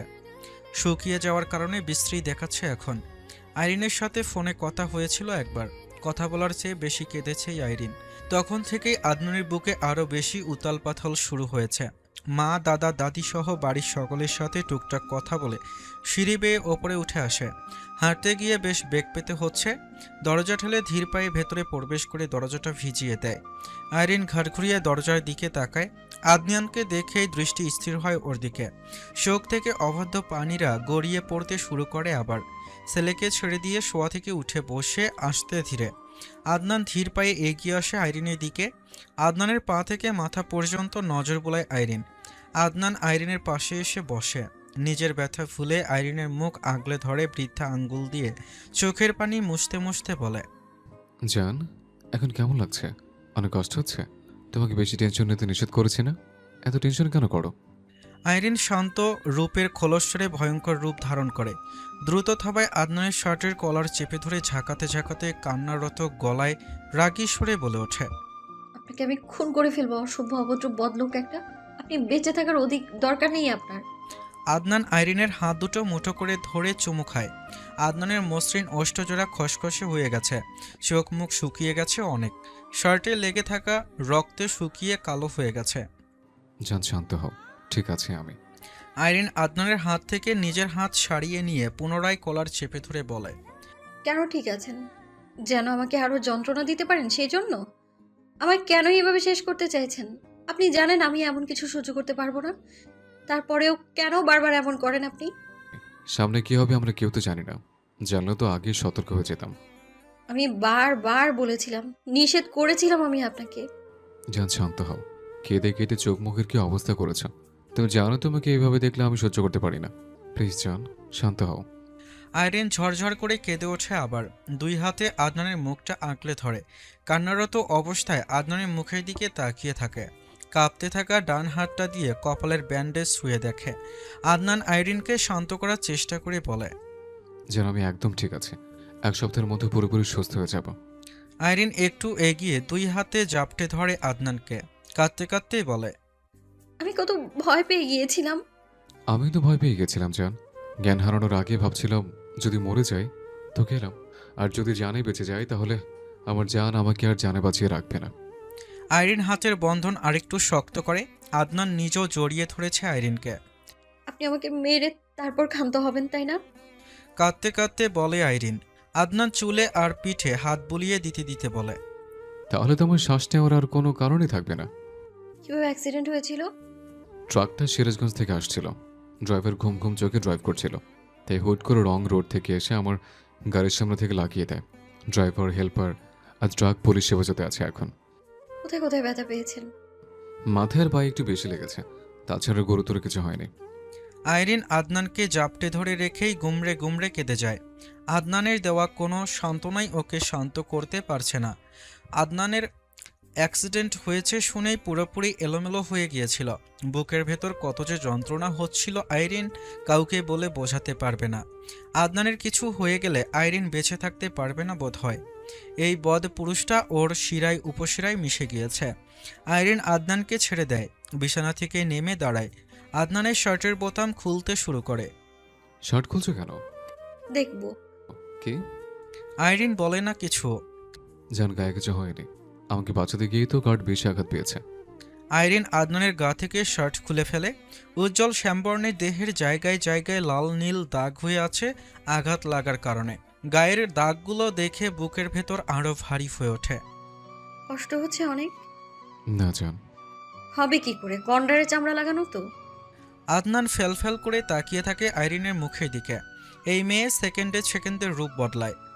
রাতে খেয়েছেন? আদনান দুদিকে মাথা নাড়ায়। আইরিন দরজার দিকে এগিয়ে যায়। জান, কোথায় যাচ্ছ? এদিকে আসো। আইরিন শোনে না। সিঁড়ির কাছে এগিয়ে এসে নিচের দিকে তাকিয়ে গলা ছেড়ে নাবিলা বেগমকে উদ্দেশ্য করে বলে, মামুনি ইয়াদের আব্বুর জন্য খাবার দিয়ে যাও। নিয়ে আসছি। আইরিন রুমে ফিরে আসে। আদনান আইরিনের বলা কথাগুলো শুনছে। ইয়াদের আব্বু শব্দ দুটো দুবার উচ্চারণ করে ছেলের দিকে তাকায় আদনান। আজকে প্রথম আইরিন এই নামে ওকে সম্বোধন করল। শুনতে বেশ ভালোই লাগলো ওর কাছে, ইয়াদের আব্বু। আইরিন আদনানের সামনে দাঁড়িয়ে বলে, ফ্রেশ হবেন না? প্যান্ট চেঞ্জ করব, লুঙ্গি হলে ভালো হয়। আইরিন আলমারি থেকে একটা লুঙ্গি বের করে আনে। আদনান লুঙ্গিটা ওপর দিয়ে পরে প্যান্ট খুলে ফেলে। প্যান্ট খুলতে গিয়ে পায়ে বেশ ব্যথা পেয়েছে। উঠে দাঁড়িয়ে খুঁড়িয়ে খুঁড়িয়ে বাথরুমে প্রবেশ করে। নাবিলা বেগম খাবার দিয়ে যান। আইরিন আদনানের শার্ট প্যান্ট বাস্কেটে রেখে দেয়। আদনান আসার আগেই ইয়াদ ঘুম থেকে উঠেছিল। কিছুক্ষণ আগেই খেয়ে ঘুমিয়েছে আবার। এখন গভীর ঘুমে বিভোর হয়ে গেছে।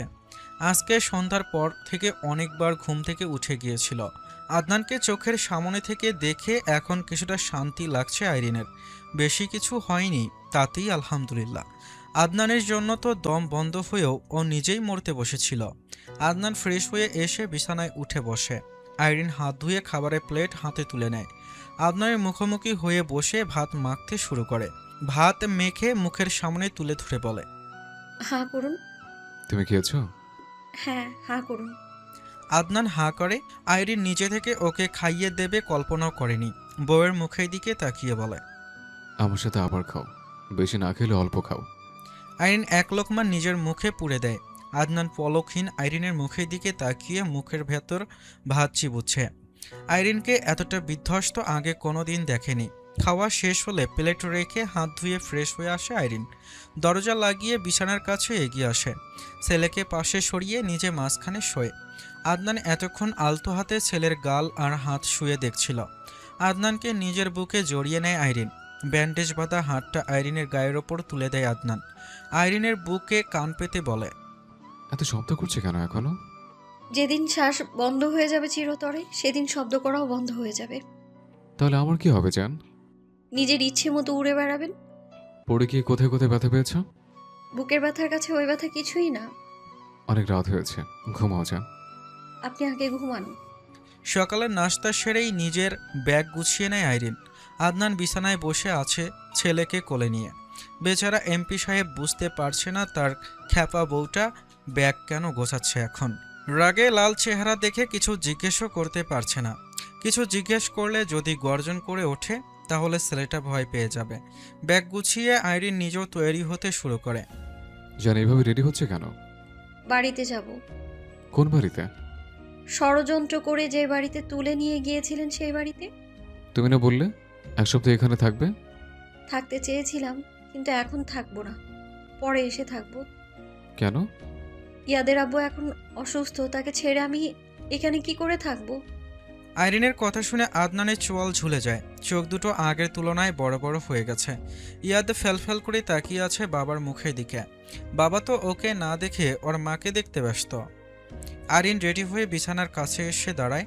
বিছানার ওপর থেকে ফোন হাতে নিয়ে সাদাফের নাম্বারে ডায়াল করে। রিসিভ হতেই বলে, ভাই একটু উপরে আসো তো। আসছি।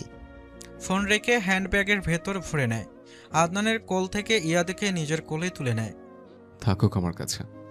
নিজেই তো ঠিকভাবে হাঁটতে পারছেন না, ওকে নিয়ে কিভাবে হাঁটবেন? আমার ছেলে কি 50 কেজি ওজন, যে নিয়ে হাঁটতে পারবো না? আপনার একার ছেলে নাকি? বারবার আমার ছেলে কেন করছেন? বেচারা এমপি সাহেব বউয়ের রাগী চোখ জোড়ার দিকে তাকিয়ে রইল। সাদাব দরজার কাছে দাঁড়িয়ে দরজা নক করে। আইরিন ভেতরে আসতে বললে ভেতরে প্রবেশ করে। ব্যাগটা একটু নিচ পর্যন্ত নিয়ে দাও। সাদাব কাপড়ের ব্যাগটা হাতে নিয়ে রুম থেকে বেরিয়ে যায়। উঠে আস্তে আস্তে নিচে চলুন। আদনান বসা থেকে উঠে দাঁড়ায়। পায়ের ব্যথা এখন আরও বেশি অনুভব হচ্ছে। পায়ের পেশিতে কেটে গিয়েছিল, সেলাই লেগেছে 5টা। আইরিন পায়ের ক্ষত দেখেনি এখনো, দেখলে না জানি কি করে আবার। এই মেয়েকে এত দিনেও পুরোপুরি বুঝে উঠতে পারেনি আদনান। ওকেও সহ্য করতে পারে না, আবার ওর কিছু হলে সেটাও সহ্য করতে পারে না।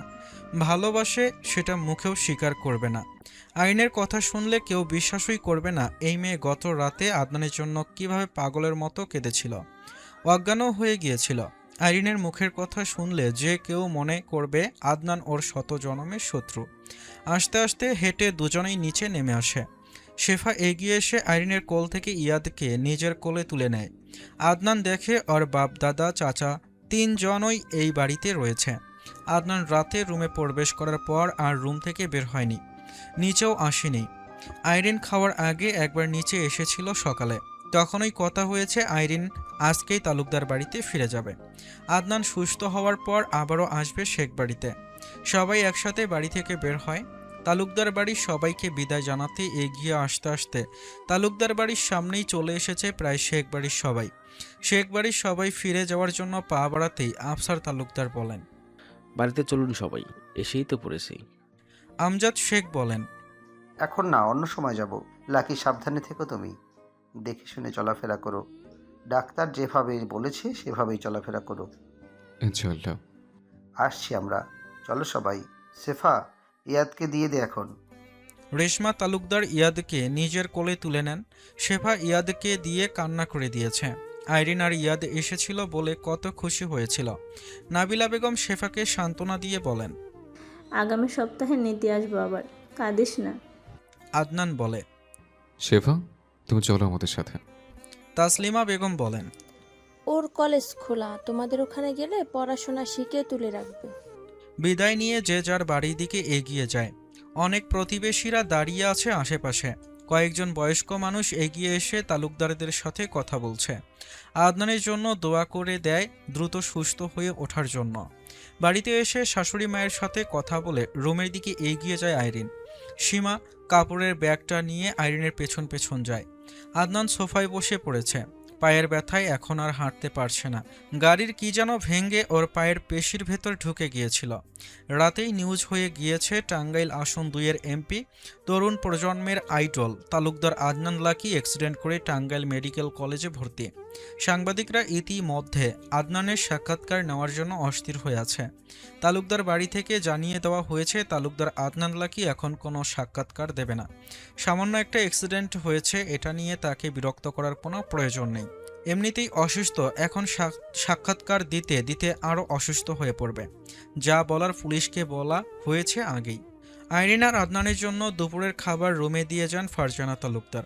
আদনান হাত মুখ ধুয়ে ফ্রেশ হয়ে এসে বিছানায় বসে। আইরিন হাত ধুয়ে একটা প্লেট হাতে তুলে নেয়, বসে আদনানের মুখোমুখি হয়ে। সকালেও নিজের হাতে আদনানকে খাইয়ে দিয়েছিল। আদনান মনে মনে তো মেলা খুশি।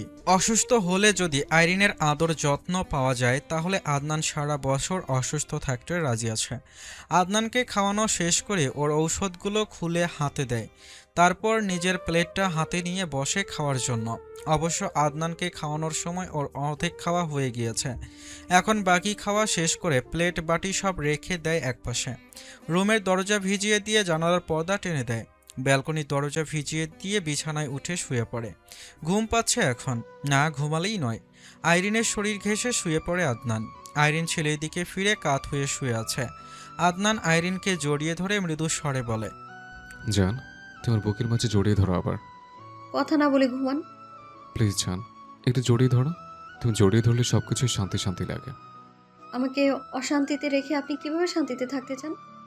জান, আইরিন আদনানের দিকে ফিরে ওকে জড়িয়ে ধরে নিজের বুকের মাঝে। আদনান নিজেও আইরিনকে জড়িয়ে ধরে। শুয়ে থাকতে থাকতে আইরিনের চোখের কোণ বেয়ে পানি গড়িয়ে পড়তে শুরু করে। হাতের বাঁধন আরেকটু টাইট করে। আদনান প্রায় ঘুমিয়েই পড়েছিল। আইরিনের জোরে জোরে নেওয়া শ্বাসের শব্দ শুনে কান সজাগ হয়। চোখ জোড়া মেলে তাকাতেই আইরিনের ফোপানোর শব্দ শুনতে পায়।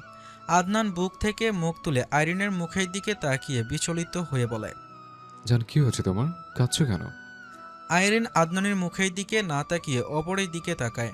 হাঁ করে শ্বাস নিতে নিতে নিজেকে স্বাভাবিক করার চেষ্টা করে। আদনান আইরিনের হাত থেকে নিজেকে ছাড়িয়ে অপরের দিকে উঠে যায়। আইরিন মুখ দুই হাতে আগলে ধরে ব্যাকুল সরে বলে, জান কি হয়েছে বলছো না কেন? কোথায় কষ্ট হচ্ছে? আইরিন আদনানের মুখের দিকে তাকায়। রুমে স্বল্প আলো রয়েছে, তাই সবকিছু স্পষ্ট নয়। জান কথা বলো। আইরিন আদনানের ডান হাতটা ধরে নিজের বুকের বাঁ পাশে চেপে ধরে। ধরা গলায় বলে, এখানে ভীষণ কষ্ট হয়। আপনি তো পাষাণ পুরুষ, তাই বুঝতে পারেন না। আমায় কষ্ট দিতে পারলেই তো আপনার শান্তি লাগে, তাই না? আদনান আইরিনকে টেনে নিজের বুকে চেপে ধরে মাথায় হাত বুলিয়ে বলে, আমি তোমাকে কখনোই কষ্ট দিতে চাই না জান। তালুকদার আদনান লাকির এত সাহস আছে নাকি যে ধরে জানকে কষ্ট দেবে? বেশ রাত হয়ে গেছে। ইয়াদ ঘুম থেকে জেগে উঠে আছে, তবে কাঁদছে না। আদনান ছেলেকে নিজের বুকের কাছে শুইয়ে রেখে কথা বলছে ছেলের সাথে। ইয়াদ নয়নজোড়া মেলে বাবার মুখের দিকে তাকিয়ে আছে। ওর মধ্যে কোনো নড়াচড়া নেই, শুধু একটু পরপর গোলাপি জিব্বাটা বের করে আবারও ভেতরে নিচ্ছে। আইরিন বাথরুম থেকে বেরিয়ে আসে, হাত মুখ মুছতে মুছতে বলে, বাপ ছেলে মিলে কি কথা, এত কথা কি বলছেন? ছেলেকে আবার রাজনীতি শেখাচ্ছেন নাকি? আদনান হেসে ঘাড় ঘুরিয়ে বলে, ছেলেকে আলাদা করে রাজনীতি শেখাতে হবে? সুইটহার্ট, আমার রক্তেই তো রাজনীতি। আমার রক্তে তো নেই। তাতে কি হয়েছে? ছেলের দেহ তো আমার রক্ত বইছে। পেটে রেখে বড় করলাম আমি, আর রক্ত আপনার? হ্যাঁ সুইটহার্ট। তাহলে এখন থেকে ওকে আপনিই খাওয়াবেন, আমি খাওয়াতে পারবো না। আপনার রক্তকে কষ্ট করে আমি কেন খাওয়াবো? বড় হয়ে তো সেই আপনার মতোই ঘাটতেরা হবে। আদনান অবাক হয়ে বলে, জান, ওকে আমি কিভাবে খাওয়াবো? সেটা আমি কি করে বলবো? সারাদিন আমার ছেলে, আমার রক্ত খাওয়ান এখন আপনার ছেলে আর আপনার রক্তকে। এমন বলো না জান, কাছে আসো। তোমার অপেক্ষাই তো করছিলাম। কেন? আমার আব্বার খিদে পেয়েছে। খাইয়ে রেখে গিয়েছিলাম। আইরিন এগিয়ে এসে ছেলেকে মাঝখানে রেখে শুয়ে পড়ে। আদনান ছেলেকে আইরিনের বুকের সাথে ঠেকিয়ে দেয়, নিজেও এগিয়ে আসে দুজনের কাছে। ইয়াদ ব্যথা পাবে তো? কিছু হবে না। আইরিন আদনানের মুখের দিকে তাকিয়ে আবারও ছেলের দিকে তাকায়। দুজনের মাঝখানে শুয়ে আছে ছেলেটা। আদনান হাত বাড়িয়ে আইরিনের গালের ওপর হাত রাখে। আইরিন সরাতে বললেও আদনান সরায় না। রাত বাড়ছে, ঘুমান এখন। তুমি ঘুমাও। ইয়াদ ঘুমালে তারপর ঘুমাবো। ইয়াদ ঘুমাক, তারপর দুজনে একসাথে ঘুমাবো। আপনি অসুস্থ। তুমিও তো অসুস্থ জান। আইরিন আর কিছু বলে না। কিছু সময় পর আদনানের চোখের দিকে তাকিয়ে দেখে আদনান পলকহীন ঘোর লাগা দৃষ্টিতে তাকিয়ে আছে একভাবে। এভাবে তাকিয়ে থাকবেন না। কেন সুইটহার্ট? তাকাবেন না। আমি অনন্তকাল এভাবেই তাকিয়ে থাকবো, এর চেয়ে গভীরভাবে তাকিয়ে থাকবো। ছুঁয়ে দেবো, আদর করবো। আইরিন চোখ সরু করে তাকিয়ে থাকে কিছু সময়, তারপর দৃষ্টি নত করে ছেলের দিকে তাকিয়ে বলে, আপনি কখন ঘুমাবেন? ইয়াদ তো জানে ও ঘুমিয়ে পড়লে ওর আব্বু আম্মু ওকে একপাশে রেখে নিজেরা জোরজোর করে ঘুমাবে, তাই ঘুমাচ্ছে না। যদি কারণ এটা হয় তবে ঠিকই আছে। না, একদম নেই। ওকে তুমি খেতে দাও, তাহলে দ্রুত ঘুমিয়ে পড়বে। আমি কেন খেতে দিব? আপনি খাওয়ান। জান, ওকে খাওয়ানোর মতো কিছু নেই আমার কাছে। আছে কি নেই সেটা তো আমার জেনে কোনো কাজ নেই। আপনি কি করে খাওয়াবেন সেটা একান্তই আপনার ব্যাপার। আদনান শোয়া থেকে উঠে বসে। আইরিনের অপর দিয়ে ওর পেছনে এসে শুয়ে পড়ে আবার। এমনভাবে শুয়েছে যে মনে হচ্ছে আইরিন অপরে উঠে যাবে। এভাবে শুলেও আইরিন বলছে না কিছু, বলে লাভও নেই, তাই চুপ করে আছে। আইরিনের মেক্সের চেইন খুলে ফেলে আদনান। কি করছেন? হাত সরান। ইয়াদকে খাওয়াবো, তুমি চুপচাপ শুয়ে থাকো। খাওয়াবেন ভালো কথা, কিন্তু আমার কাছে কি? আদনান বলে না কিছু। ছেলেকে আইরিনের বুকের আরও কাছে আনে, পেছনে ছোট কোলবালিশটা দিয়ে চোখেকে কাত করে রাখে। কি করছেন? তুমি মানে আমি আর আমি মানে তুমি, তুমি আমি মিলে আমরা। মানে আমাদের। এখন চুপচাপ খাওয়াও। ও সরি, খাওয়াচ্ছি তো আমি নিজেই। তুমি চুপচাপ শুয়ে থাকো শুধু। ছাড়ুন আর হাত সরান। কথা না বলে চুপ থাকো। দেখো ইয়াদ কি সুন্দর করে খাচ্ছে। আইরিন আদনানের হাত সরিয়ে দেওয়ার চেষ্টা করে, কিন্তু আদনান ছাড়ে না। জান ডিস্টার্ব করো না তো, ছেলেকে খেতে দাও। খাওয়াবেন, নিজে খাওয়ান, আমার কাছে কি? সুইট হার্ট, আমি নিজেই তো খাওয়াচ্ছি। ইয়াদ ঘুমিয়ে গেছে অনেকক্ষণ আগেই। একভাবে শুয়ে থাকতে থাকতে আইরিনও ঘুমিয়ে গেছে। ঘুম আসছে না আদনানের। ঘুম থেকে উঠেই ছিল সন্ধ্যার দিকে।